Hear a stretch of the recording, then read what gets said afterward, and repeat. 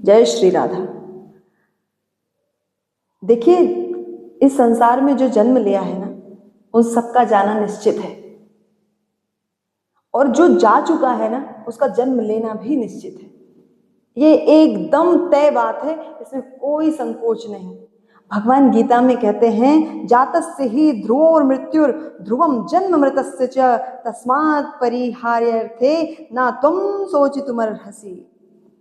जिस व्यक्ति ने भी, जिस जीव ने भी इस धराधाम पर जन्म ले लिया है, इस ध्रुव पर जिसने अपना जन्म ले लिया है, उसकी मृत्यु निश्चित है। जिस दिन वो जन्म लेता है, उसी दिन से उसकी मृत्यु निश्चित हो जाती है, हो गई है। जन्म जैसे निश्चित है, ऐसे ही मृत्यु भी निश्चित है, और मरे हुए का जन्म भी निश्चित है। इसलिए शोक करने की आवश्यकता नहीं है। जो व्यक्ति शोक करने लगते हैं, किसी को कोई चोट लग गई, किसी को कोई तकलीफ हो गई, कैसी भी भयावह स्थिति जब व्यक्ति देखता है तो वो घबरा जाता है, भजने लगता है, हे ईश्वर अब क्या होगा, इसे बचा करके रखो, अगर इसे कुछ हो गया तो मैं कैसे जीवित रह पाऊंगा। ये व्यक्ति, बड़ी विडंबना है, ऐसा व्यक्ति क्यों भगवान से नहीं कहता, क्यों ईश्वर से नहीं कहता, यदि प्रभु तुम हमें नहीं मिले तो हम कैसे जीवित रहेंगे, यदि तुम्हारा भजन हमने नहीं किया तो हम कैसे जीवित रहेंगे। लेकिन जो शरीर क्षण भंगुर है, हर वक्त सरक रहा है, सरक रहा है, सरक रहा है, धीरे धीरे सरक रहा है, उसके लिए व्यक्ति परेशान होता रहता है। अब आप सोचिए, व्यक्ति का जब जन्म होता है तो उसे पता होता है कि इस व्यक्ति का जन्म हुआ है, तारीख, तिथि, समय सब निर्धारित है, लेकिन व्यक्ति क्या बता सकता है कि उसकी जरा अवस्था कब उससे पकड़ ले। धीरे धीरे धीरे धीरे धीरे धीरे करके वो बाल्यावस्था में, शिशु अवस्था से फिर बाल्यावस्था, बाल्यावस्था से फिर किशोरावस्था, किशोरावस्था से फिर वो प्रौढ़ावस्था, युवावस्था, युवावस्था से फिर वो प्रौढ़ावस्था, प्रौढ़ावस्था से फिर वो बुढ़ापे की ओर चला जाता है, और व्यक्ति को पता ही नहीं चलता कि कब बुढ़ापा आया। कोई व्यक्ति, इस संसार का कोई जातक नहीं बता सकता कि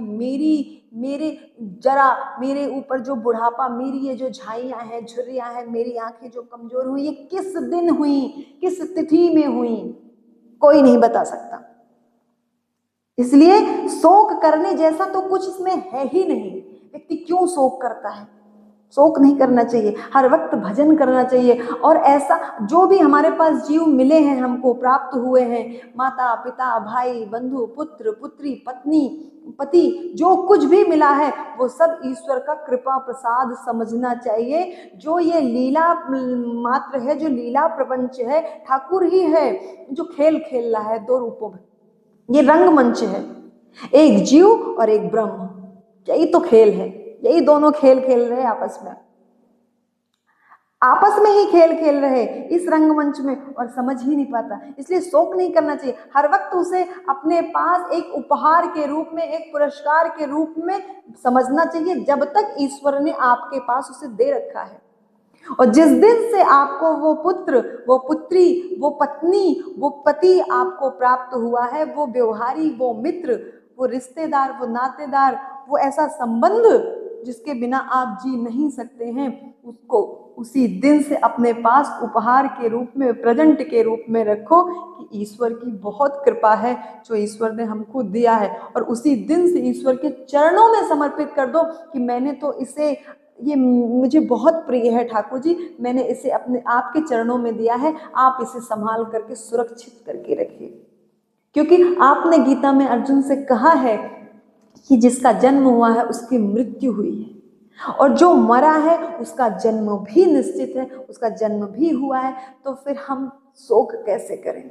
ये आपकी माया है, बहुत दुस्तर है, सबको लपेट कर रखती है, सबको भ्रमित करके रखती है, हम नहीं समझ पाते हैं। हे ठाकुर जी, ऐसी कृपा करो कि हम पर अपनी कृपामयी दृष्टि, करुणामयी दृष्टि, मंगलमयी दृष्टि सदा सर्वदा बनाए रखना। ये जो जीव आपने हमको दिया है, जिससे हमारा इतना प्रेम है, उसको आप संभाल के रखिए। अच्छा, प्रेम और बंधन, बस इतना सा ही अंतर है। प्रेम जो है ना, वो सबसे होना चाहिए, प्रेम कभी बंधन का कारण नहीं बन सकता। प्रेम का मतलब ही है कि हम तुमसे बहुत प्रेम करते हैं, तत् सुख सुखित्वम प्रेम।